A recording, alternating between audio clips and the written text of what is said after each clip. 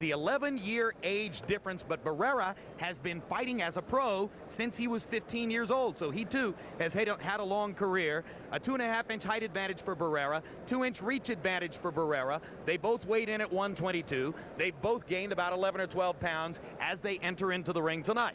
Rules of the bout with our unofficial ringside scorer, Harold Letterman. The Marco Antonio Barrera Jesus Salud fight is scheduled for 12 rounds using the unified rules of the Association of Boxing Commissions. There is no standing 8 count, no 3 knockdown rule. Only the referee can stop the fight, and you cannot be saved by the bell at any round, including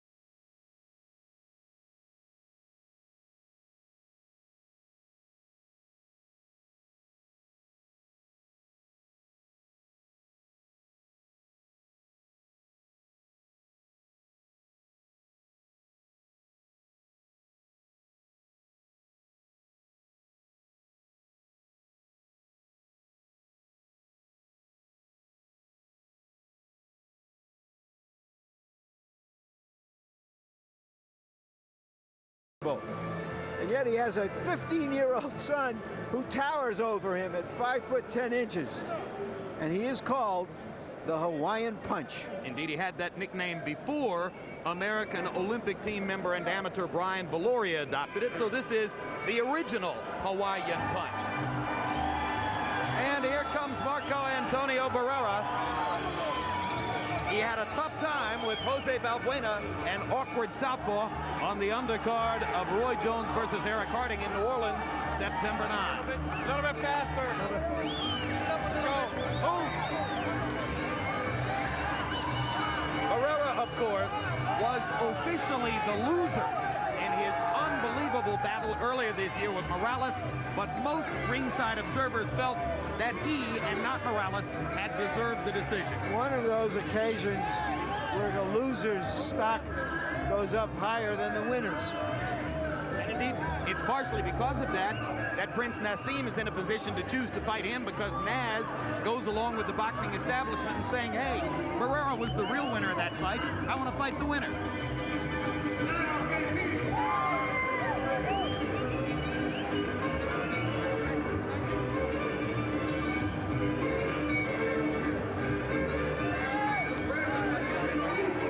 Marco Antonio Barrera's left hook to the body is one of the signature weapons for any fighter in boxing. Here now with Larry, a closer look. As Jim said, he turned pro at the age of 15, and he has been a good fighter for Boxing After Dark, having some of the more memorable performances. But he says he wants a great performance tonight to launch him into a showdown with Prince Hamed. As you watch this telecast, you can also log on to hbo.com/boxing and participate in our poll question. Of course, this weekend, the poll question is who will win tomorrow's junior middleweight showdown fight between the two undefeated titleists, Felix Trinidad and Fernando Vargas. Cast your vote during the telecast. We'll tell you at the end how you, as the boxing public, voted on that question. Now let's go to ring announcer Mark Biro for the official introductions. Good evening, ladies and gentlemen, and welcome to the Venetian Resort Hotel Casino in fabulous Las Vegas, Nevada, for an evening of championship boxing on HBO's Boxing After Dark. Under the promotion of Arthur Palullo's banner promotions, in association with Budweiser, this Bud's for you. Tonight's bouts are under the auspices of the Nevada State Athletic Commission. The chairman is Dr. Elias Ghanem. Your commissioners are Amy Ayub, Glenn Carano, and Dr. Luther Mack. Your executive director is Mark Ratner. Your attending assistant executive director is Chuck Sledge. Ring officials assigned by the Nevada State Athletic Commission. Your ringside physicians are lead physician Dr. Margaret Goodman and Dr. Gino Signorino and Dr. Jeff Davidson. Your timekeepers and counting for the knockdowns at the bell, working on a rotation basis, Jane Broadfoot and James Haven. Now, ladies and gentlemen, Arthur Palullo's Banner Promotions in association with Forum Boxing presents 12 rounds junior featherweights. Your judges at ringside are from Las Vegas, Nevada, Patricia Jarman Manning. From Providence, Rhode Island, Dr. Clark Sammartino. And also from Las Vegas, Al Siciliano. Your referee for this event, also from Las Vegas, the incomparable Caballero Joe Cortez. Introducing now the principals first in the blue corner to my left, wearing the green trunks with the gold trim. He weighs in at 122 pounds. His professional record reads 62 victories, 9 defeats, and 37 wins coming by way of knockout. He hails from Waipahu, Hawaii, the former WBA junior featherweight champion of the world, Jesus Hawaiian Punch Salud. Salud. His opponent in the red corner, wearing the red, white, and green striped trunks. He weighs in at 122 pounds. His professional record reads 51 victories, 3 defeats, and 37 wins coming by way of knockout. El Hijo de la República de Mexico, the WBO Super Bantamweight Champion, Marco Antonio Barrera. Barrera, 12 rounds, junior featherweights. All right, let's go. Clear it out. Okay, Barrera. Salud. Okay. Ya yo leí la regla en camerino. I gave you both the rules in the dressing room. Quiero una pelea limpia. I want a good, clean fight. Strunks here, keep the punches up here, right? Suben los golpes acá arriba. No los bajes los golpes, okay? Touch them up, guys. Remember, guys, I'm fair, but I'm firm. Touch them up. Salud has had a lot of success against tough Mexican fighters. A record of something like 30-1, including a victory over Gute Espadas, who now holds one of the featherweight titles. But he's never faced anyone quite like Barrera. But his biggest problem has always been with fighters who move a lot. And in Salud, he has a fighter that's not going to be moving that much. Barrera starts things off with a left-right combination. Salud with a little left hook. I mentioned in the pre-fight build-up that Salud has a tendency to both hit and get hit. The same is true of Barrera, who has never been an elusive target, as he showed in the Morales fight. But one of those guys who keeps coming relentlessly and punishes you with body punching. You notice how Salud is moving to the right. He feels that Barrera's left hand is the only weapon, real weapon that he has.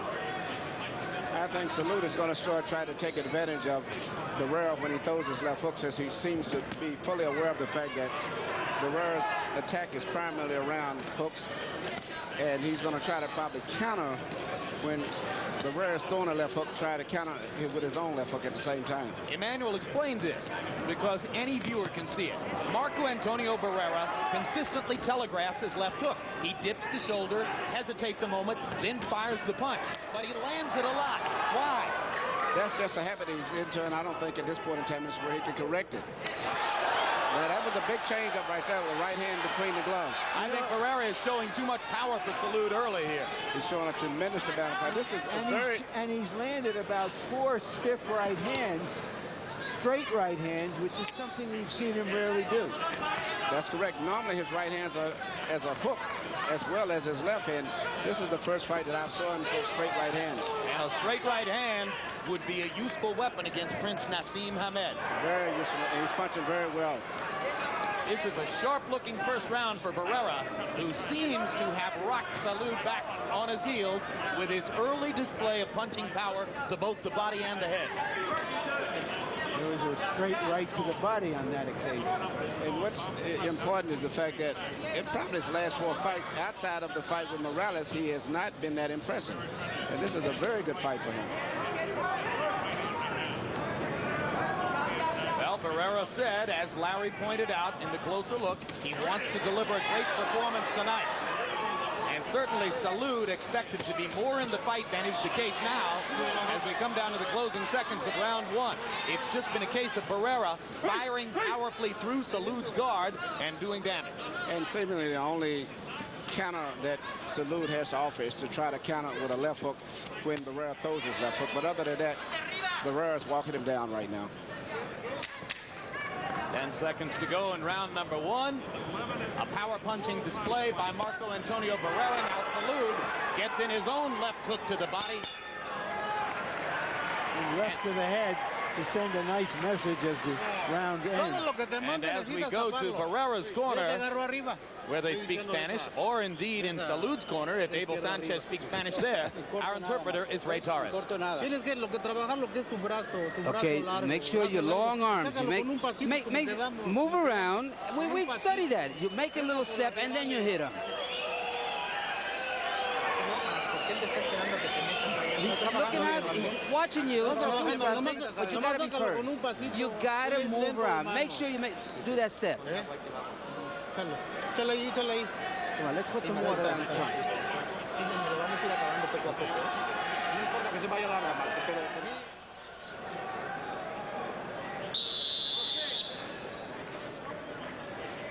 Look of concern on Jesus Salud's face between rounds 1 and 2 as he spoke to Abel Sanchez. So there we see that Barrera has started to use the right hand.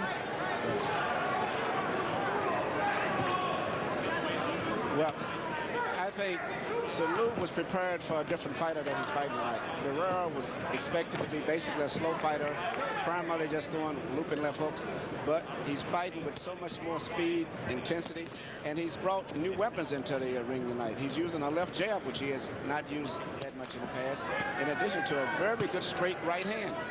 So Salud, who thought he was completely ready for this and poised on the verge of a big upset, appears to be in a position where he's going to have to step up his game a little bit to stay with Barrera in round 1. By CompuBox numbers, 24 of Barrera's 36 connects, and that's a big number. 36 connected punches. 24 of them were power shots, meaning hooks, crosses, uppercuts, and body shots. Anything but a jab.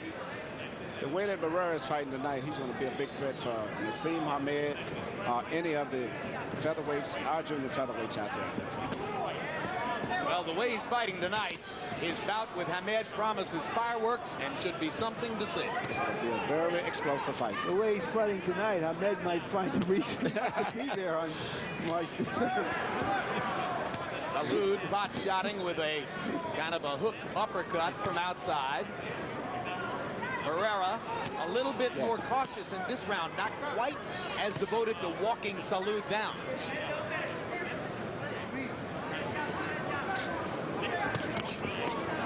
You may remember that in his rematch with Jones, that Barrera tried to outbox Jones. He did a pretty good job, not good enough to beat Jones, but he has some boxing skills, and he's showing it to us tonight. He's showing his boxing skills, and also he's showing a different variety of movements, upper body movements, all around. He's a much different fighter than I saw the last couple of fights.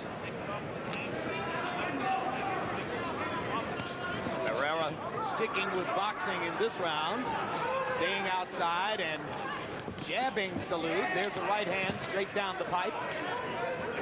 And another.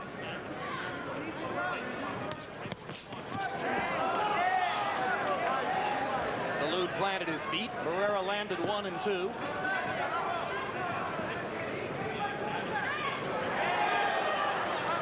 Barrera's shooting a good variety of punches, and he's not shooting them all from the same angle. He shoots a straight punch, then he comes back with an uppercut if you go underneath the punch. So it's going to be very hard for Salud at this pace to continually to be able to avoid some of those big punches. But Barrera's mixing up his attack very much. He gets such great leverage on that left hook. He can rock you to the body or the head. You see him doubling up there with the left hand.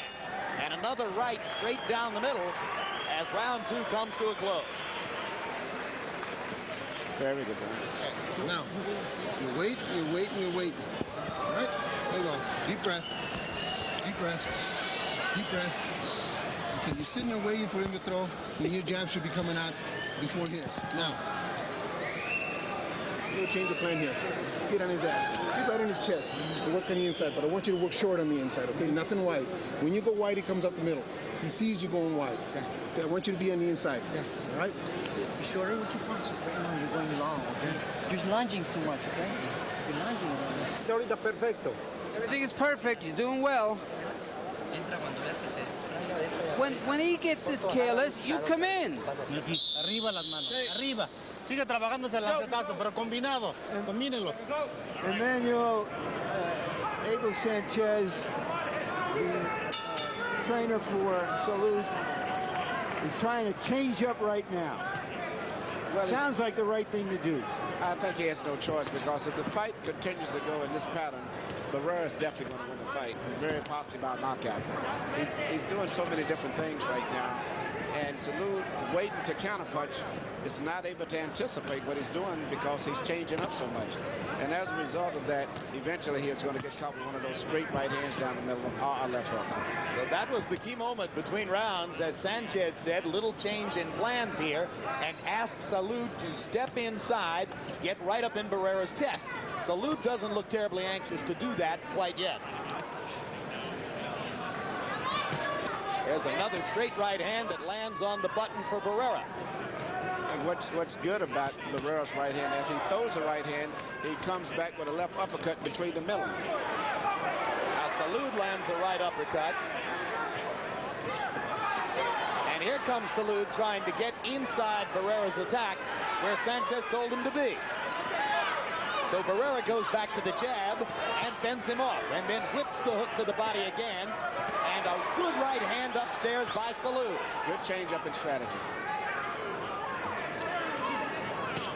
Better than waiting until the 9th round to tell him. When he saw what was happening and said, let's go now. Yes, because the fight that they had trained for is not taking place, so they was able to change up because Barrera's bringing in so many different things.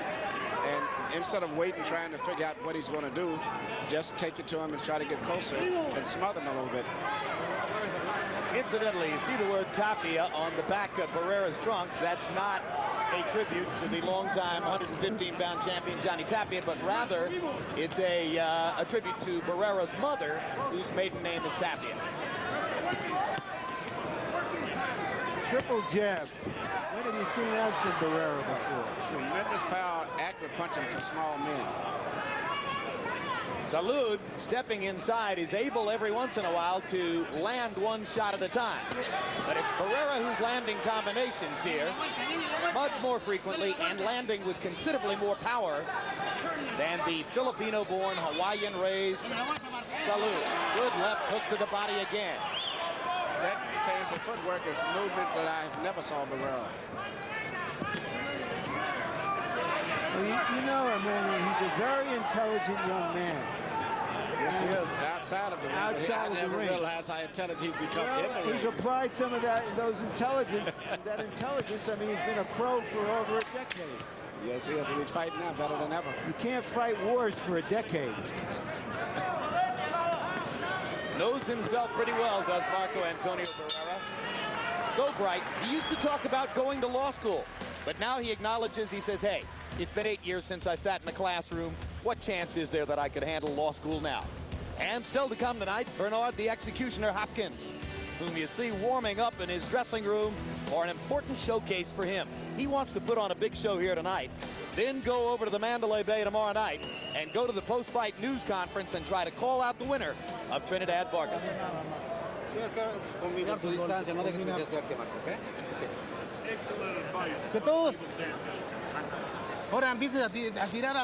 Start throwing punches in the body.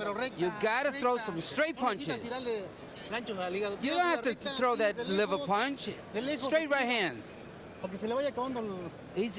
Doesn't have much, and the condition will be over. Más soltura, más velocidad de manos. ¿Eh? La guardia, la tiene.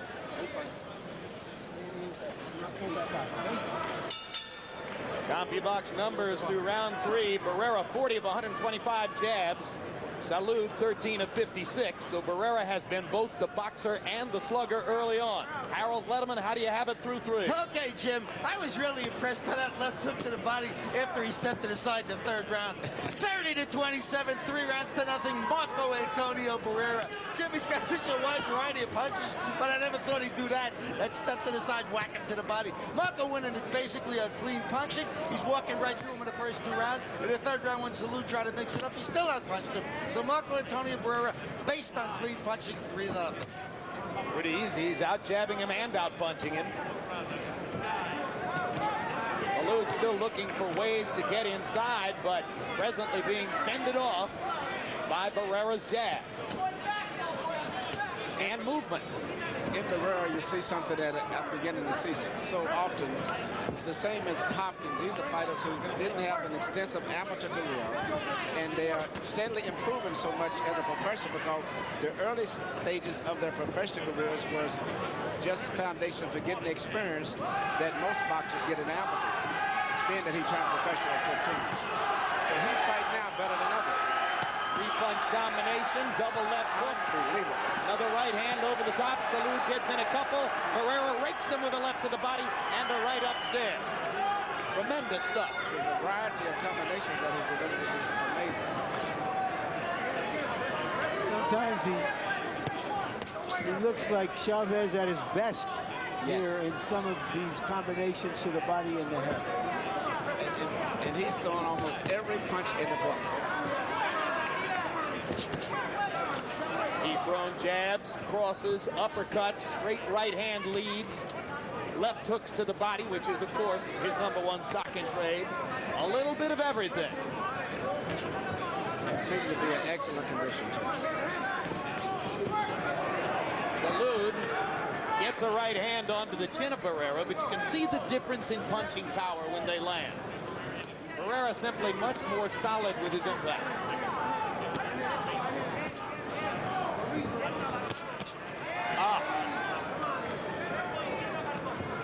That is a vintage Mexican combination now. You just cheer for it. Variety. Left hook and then finish up with the left jab after the hook.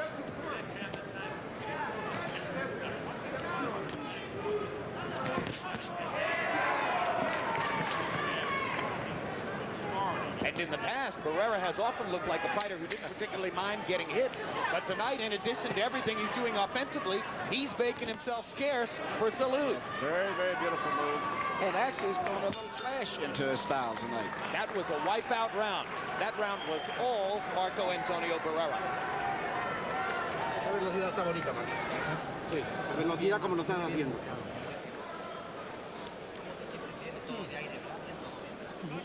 Aside from that straight right hand, Barrera has been throwing that uppercut. The left hook, the jab, the right cross, and he's been throwing a number of uppercuts through the guard of Salud. A full arsenal. Almost a clinic. The fact that... Hands when you get on the inside. Okay, you make the feint, you got to move your hands. A lot more right hands. Watch that counter coming back, though. And here we go. Give me some grease. I got it. Okay? When you move inside, throw a straight right hand to the body, just watch that counter coming back and ready for the uppercut. Okay? Come on, deep breath. Salud may have looked like a very young 37 when he walked into the ring. He looks like an old 37 right now. And, you know, he is fighting a good fight. The fight that he's fighting with any other person that was a lesser fighter than the way Barrera is fighting tonight, he would be very much into the fight. In fact, the Barrera of the past, he would be very much into the fight with. But it's a new Barrera that's happening. You know, there was concern after Barrera's performance against Monsalvo on the undercard of Jones and Harding September 9 that Barrera might have lost so much in Morales' fight that he wasn't the same. He wasn't going to be able to come back to his previous level. But as Emmanuel just pointed out, he's looking better tonight than at virtually any other time in his career. He looks like a very good fighter tonight. Quick left hook upstairs by Salud as Barrera was concentrating to the body.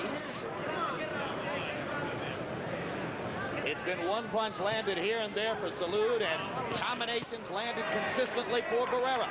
Thus the CompuBox numbers you saw, which basically had Barrera doubling Salud in both punches thrown and landed. Look at these combos. This is a new fighter. This is quite a display, and it's going to make a heck of a piece of videotape for you and Chris Nassim to be looking at these next several weeks. This is going to make all of the featherweights and junior featherweights hesitate before they want to fight Barrera. And that goes for Corrales or Mayweather if they were in the same weight division.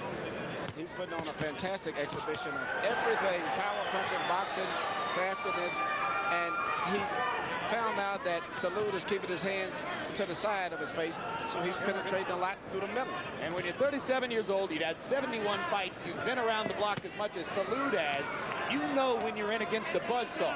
And he's got a look of discouragement on his face. Yes, and he's not fighting a bad fight, but it's just too much for this particular night. So Salud will have to hope that Barrera wears down, or that he can somehow upset his momentum. And I'll tell you, this is the moment at which George Foreman would say that Salud has to drop everything he ever thought of before the fight and just get in there and wrestle, brawl, do anything to change the rhythm of the fight, because he's getting the proverbial crack kicked out of him right now. And there's nothing, he has no answer for this. The only thing he can do is go for power punches, try to move in close, and go for a possible knockout. Otherwise, he's going to take a long, systematic beating. They call Marco Antonio Barrera the baby-faced assassin. And this is a systematic assassination of a pretty good opponent in Jesus Salud. Yes, it is.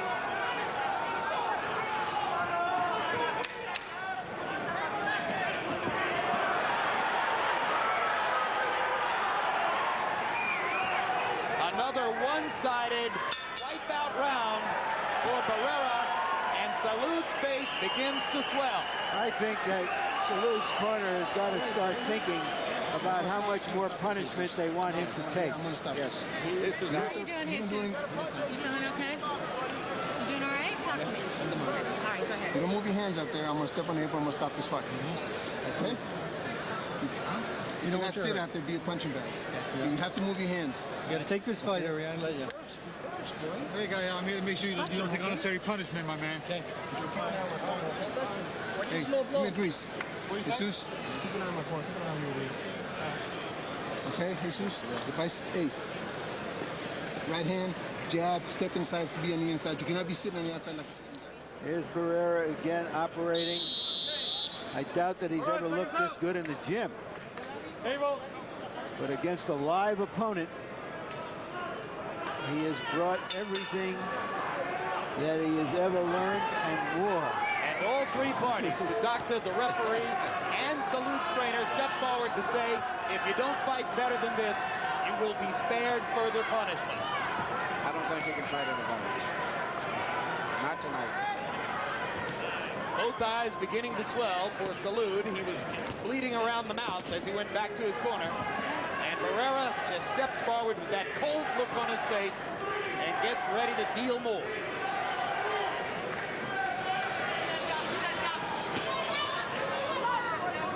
Effective counter there by Barrera as Salud pawed in front of him.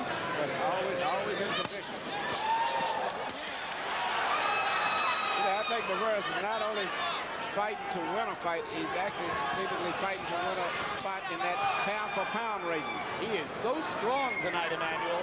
He's just busting punches right through Salud's guard. And the only thing that Salud can do is for a knockout. There's no way he's going to do anything but take systematic punishment until they eventually stop the fight. See him blinking. And Letterman called the last round a 10-8 round. It was so one-sided. 10-8 without a knockdown. That's the ultimate compliment to the kind of execution that Barrera is delivering here.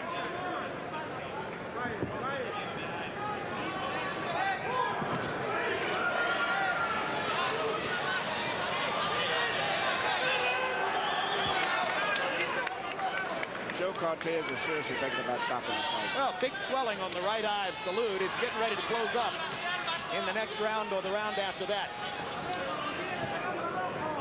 That That's the eye that's been hit with those left hooks upstairs. And the jab, which has been a thunderous jab.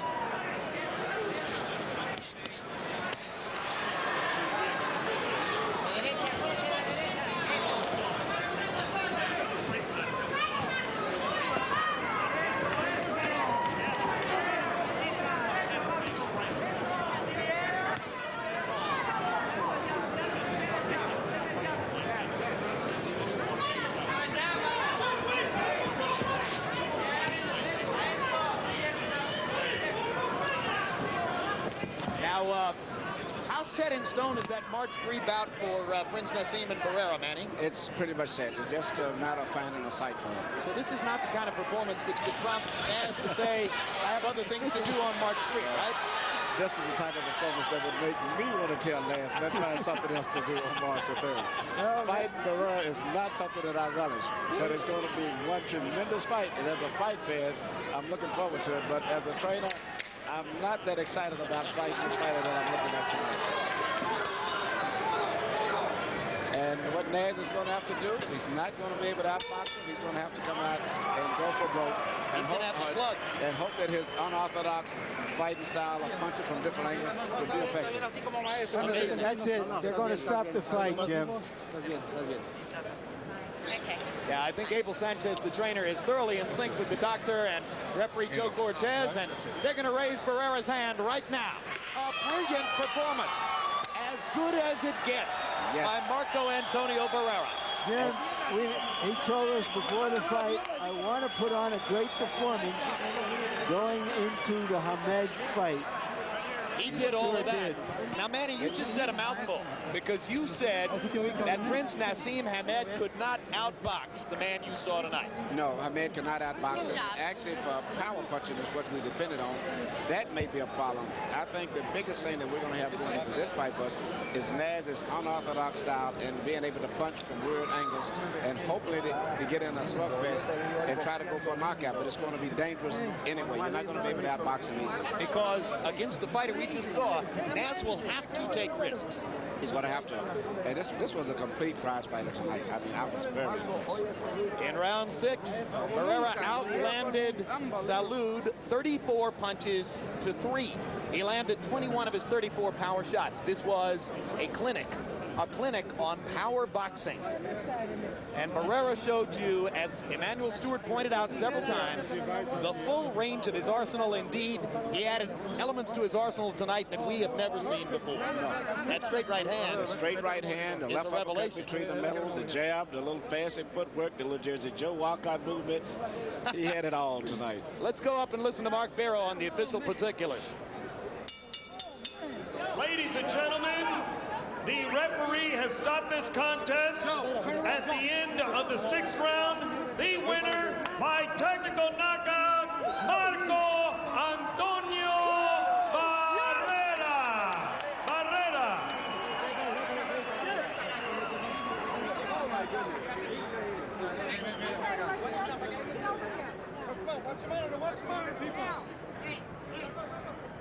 Final punch stat numbers, and you can see that Barrera landed nearly 4 times as many punches as Salud. It got worse with each passing round. Barrera throwing 255 more punches in 6 rounds. That's a difference of 43 punches per round thrown by Barrera as opposed to Salud, and the percentage means little. All in all, it was a power punch festival for Marco Antonio Barrera, who completely destroyed an opponent that some smart boxing observers would have a good chance, or thought would have a good chance to beat him here tonight. So the upset is not Salud over Barrera. The upset is Barrera looking sensational after having looked very average in his last fight. Let's go to Larry Merchant in the ring. All right, thank you, Jim. Congratulations, Marco Antonio. You said before the fight you were aiming for a great performance leading up into your next fight against Prince Hamed. Did you have a hunch that you were going to be able to do what you did tonight? Había dicho que antes de la pelea que tú querías algo espectáculo para esta pelea antes de la pelea de Hamed. ¿Eso fue lo que hiciste? Bueno, lo que pasa es que queríamos salir a buscar knockout, pero mi esquina me mandó a a hacer un trabajo de rapidez, a manos, a no entregarme hacia él porque podíamos quedar en el accidente de un cabezazo. Yeah. My corner, we were looking for the knockout, but my corner just said, take it easy, we're going to have a sure win, don't get careless because anything can happen. Where has this Marco Antonio Barrera been before, who gives us a virtuoso boxing and punching performance? ¿A dónde está este Marco Antonio Barrera, que nunca lo había visto haciendo lo que hizo esta noche como un maestro? Bueno, antes que nada le quiero dar las gracias a HBO. Cada vez que peleó en After Dark estuvo más motivado. Muchas gracias. Y le pusimos muchas ganas porque querían ver a un Marco Antonio Barrera que, a pesar de que sabe noquear, también sabe boxear. Yeah. First of all, I want to thank HBO because in After Dark I give my best performances, and we wanted to put on a good show to let the people know that Marco Antonio Barrera can knock out, but he can also box. Have you just worked on these skills while we haven't been seeing them in the ring before? Where have these skills been? Tú trabajaste esto en el gimnasio, estas clases de habilidades que tienes, porque no las habías mostrado antes. Bueno, exactamente. Lo que pasa es que siempre me veía presionado a salir a noquear. Ahora mi esquina me cambió la preparación. Hicimos un trabajo en rapidez, inteligencia, y gracias a Dios todo salió bien. You hadn't seen these skills because in the past I was real pressured to come out and knock the guy out and give it all out, but now my corner has told me that we can win by outboxing, and that's what I did. Are you afraid that you're going to scare Prince Ahmed away by this performance? No temes que ahora con esta actuación que tú acabas de dar vas a asustar al príncipe. No creo, yo creo que él es un gran campeón. Siento yo que es el mejor de las 126 libras y va a ser un gran reto para nosotros y van a ver un Marco Antonio Barrera con ganas de triunfo. I don't think that would scare the Prince because he's a great champion, but now since Hamed is the best featherweight around, now you're going to see Barrera challenge the best pound-for-pound fighter. Thank you very much. Gracias, feliz Navidad. Jim? All right, thank you very much, Larry. All right, Emmanuel Stewart, your fighter, Prince Naseem Hamed, because of his market power, could choose any opponent he wants from basically the 126 and 122-pound weight classes. What prompted him to choose Marco Antonio Barrera? Because the old Barrera that we saw was much slower, didn't punch as hard. This is a total new fighter that we saw tonight. And as a matter of fact, as soon as Naseem gets through celebrating his holiday right now for his religion. The Muslim holiday of Ramadan. Yeah. We're going to have to go to work right away. This is going to be a very, very serious fight. I'm thinking of an old rhythm and blues song, the lyrics of which are, too late to turn back now. Oh, the fight's on. The fight's on. But it's March 3, baby. Yeah. It has a whole different outlook on now. Well, this should be something to watch. Prince Naseem Hamed against the guy, the destroyer you just saw in there, with Emmanuel Stewart in the Prince's corner on March 3. Meanwhile, still to come tonight, our main event on Boxing After Dark pits Bernard the Executioner Hopkins looking for a 12th straight successful defense of his middleweight championship against #1 contender Antoine Eccles. That'll be coming up in just a few minutes. And tomorrow night on TVKO pay-per-view, the battle of the 200 unbeaten 154-pound fighters. Felix Trinidad, the relentless, straightforward warrior, whose power was too much for Pernell Whitaker, who thoroughly dominated and outclassed most recent opponent Mamadou Thiam, who a year ago here in Las Vegas outlasted Oscar De La Hoya and won a close, highly controversial decision in that fight, and who also, in his next bout after that, his first fight at 154 pounds, thoroughly destroyed former Olympic gold medalist David Reed. That man, Trinidad, will be taking on the likewise unbeaten Fernando Vargas. They call him ferocious. It ought to be precocious. The 22-year-old is the youngest superstar in the sport.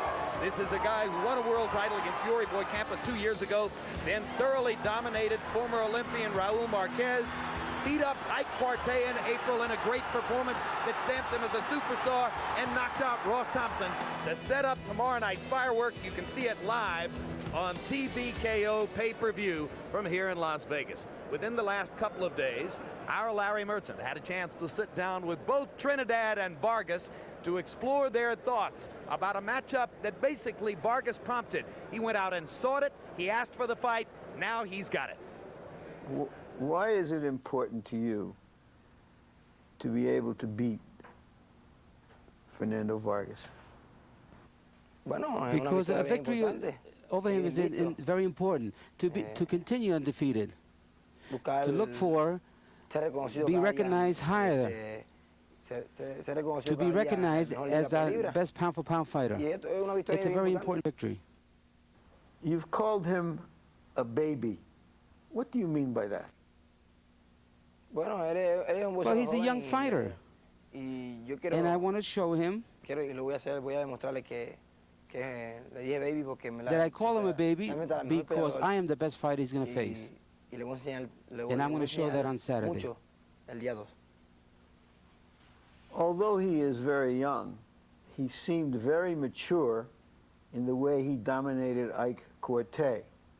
What do you see in him that says to you that he is inexperienced compared to you? Well, yeah, he looks very good. He looked very good against Corte. But in this occasion, I'm going to show him. I'm going to show him about boxing. You've been in so many championship fights. Are you as excited as ever about going into a big fight? Of course, yes. I am waiting for Saturday. And to defend my title. And to be the champion of the IBF. I'm very emotional and very excited. Why do you think that Felix Trinidad has been so confrontational with you before this fight, including calling you a baby? You know, Felix Trinidad has never opened his mouth for any other fights before. He's never opened his mouth. Are you suggesting that you think he's concerned about you and that's why he's doing it? That's the only reason that he's been opening his mouth, is what I feel. He's definitely concerned. I mean, if he's never changed his routine for any other fights but this one, why is he opening his mouth now? He knows that the end is near. Would you compare it in that sense in some way to the Corte fight, who was also considered bigger, older, stronger perhaps than you, Absolutely. and that you fought a disciplined fight? Absolutely, and that's the same thing. You know, I was in there with that anger that this guy said I was nothing. There's no way that, you know, I had never fought nobody. He says, how can Fernando Vargas beat me? And I beat him, and I beat him at fighting him, and I beat him at boxing him. And you know, there's a difference between boxing and running. So, you know, I definitely think that I'm ready for Felix Trinidad and whatever he has to offer. Where do you think he's vulnerable? What are his strengths? Yeah, his strengths to me are that he's a strong fighter. I think only at 147. I don't think he's that strong at 154. I think he puts good pressure where people can't take pressure. I think that I'll be able to capitalize on any fight game he has. He only knows how to fight one way. I'm a versatile fighter. I can fight many ways. Thanks, Fernando. No problem. We remind you, TVKO pay-per-view tomorrow night, and as you watch this telecast on Boxing After Dark, you can and you must log on to HBO.com/boxing to participate in our poll question for the evening. Who will win the big junior middleweight showdown, Felix Trinidad or Fernando Vargas?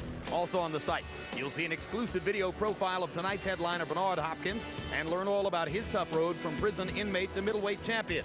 And check out the latest installment of our Where Are They Now feature on former heavyweight contender, Yonkers, New York's own Carl "The Truth" Williams. It's a beautiful, clear, chilly week